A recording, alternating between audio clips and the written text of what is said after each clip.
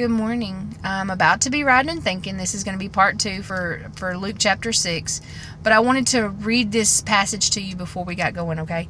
I'm reading to you from chapter 6, verse 7. And it says, "So the scribes and Pharisees watched him being Jesus, closely, whether he would heal on the Sabbath, that they might find an accusation against him." Okay, now we're on the road. I wanted to mention that scripture specifically.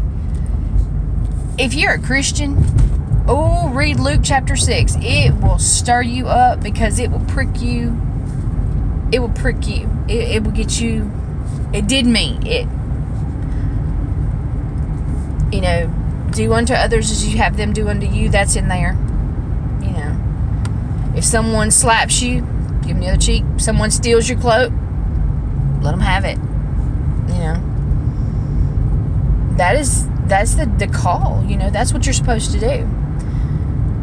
And I kind of wanted to put this scripture in a little bit of it, let you see a little bit into my imagination of what this scripture looks like. We used to have a lady that went to our church, and I'm just talking about me. I'm not talking about anybody else. I'm just talking about me. This lady refused to wear a bra. She was a robust and an endowed woman. It was obvious that she wasn't wearing a bra ever. So I took it upon myself to go and buy her some, to get her some. And so I took her several bras, and she said they were uncomfortable. She didn't want them. She took them, but she didn't want them. She said they were uncomfortable. So she still didn't wear them.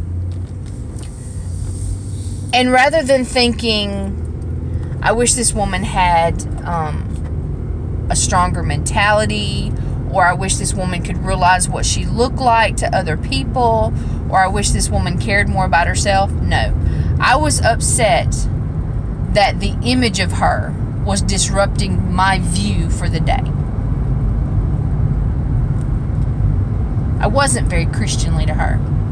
You might say, you got her the bra. I did it for selfish reasons. I didn't do it out of love. I did it I was not nice. Now I wasn't ugly to her, but you might as well be, because if you think it, if you think it in your heart, you've done it. I'm still guilty. I'm gonna have to pay for that. But the point is that this particular scripture that I just read you, Luke chapter 6, verse 7, got me thinking about that. In this particular section, Jesus comes to the synagogue on a Sabbath, and there's a man there with a withered hand. And verse 7 says, the Pharisees looked at him to see whether he would heal him. Now, the main point I'll get back to, but let me set this up from my imagination for you, okay? These Pharisees and these Sadducees, they walked past. This man was probably a beggar. Being in the temple, he had a withered hand. It's possible because it was Sabbath that he was just there because it was Sabbath. But it was customary back then for invalids and cripples and people who were sick to be around the temple to beg for money, because that's basically the only way they could support themselves. And people that were coming to give money to the Lord might feel compelled to give it to them out of generosity. The truth be known, they may not have done it for this man. We don't know about this man if he was there every day.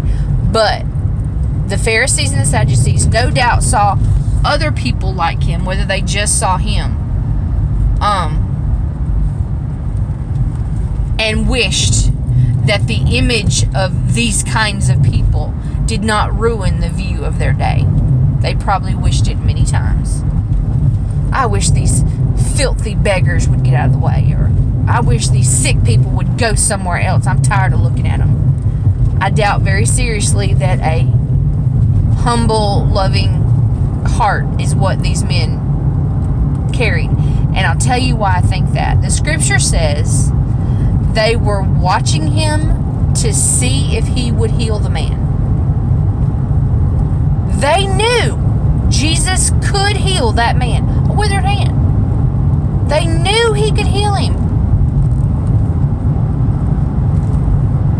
But they weren't like, oh, let me watch this amazing miracle happen. Let me see how this Jewish brother is going to be healed and be, given his life back and get out of my view or whatever. No good thought entered these men's minds. The only thing they thought was, let's see if he's going to heal him on the Sabbath. They had deceit. They had malice. They had ill intent in their heart. They were waiting. They knew Jesus was going to heal him, and they were waiting to see if he did, because it broke their laws. It wasn't, he's doing this to be loving. They were seeing, he's going to break our rules.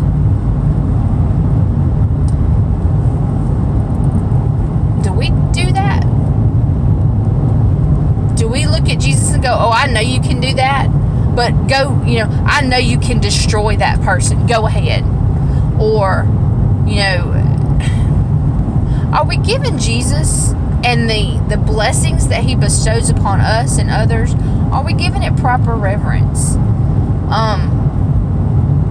Someone else is blessed.